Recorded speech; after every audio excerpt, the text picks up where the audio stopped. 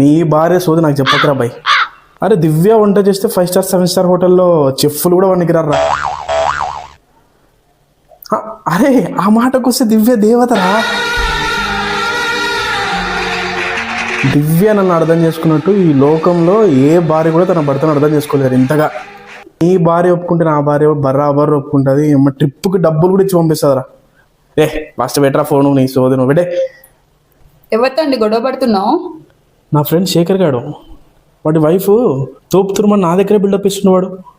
డిప్పం face లాంటి వామ గురించే వాడు అంత హైప్ ఇచ్చినప్పుడు దేవత లాంటి నీ గురించి చెప్పుకుంటే ఎలా? అందుకే వాడికి లెఫ్ట్ అండ్ రైట్ ఇచ్చాను. ఇంట్లో ఆమెకు మ్యాగీ కూడా చేయడానికి రాదు. కరెక్టే కదా? కరెక్టే అండి. నువ్వు వంట చేస్తే 5 స్టార్ హోటల్లో చెఫ్లు కూడా వండికి రారు. 7 స్టార్ హోటల్ కూడా పనికిరాదండి. ఇదేదో వర్కౌట్ అవుతుంది. ఇంకా ఏదో చెప్పాడే శేఖర్ వాళ్ళంతా నెక్స్ట్ వీక్ గోవాకి వెళ్తున్నారంట ట్రిప్కి. దానికి వీళ్ళ భార్య పర్మిషన్ ఇచ్చింది అంటుండో. ఒకవేళ పర్మిషన్ ఇలేవా? ఇస్తా.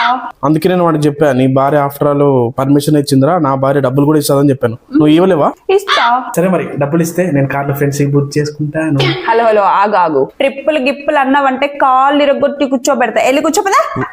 ఏదో ట్రిప్పులు వెళ్ళాలంటే గోవా ట్రిప్ అంట. ఇలాంటి బట్టర్ పూసేవన్నీ ఏవి పడొద్దు మీరు కూడా.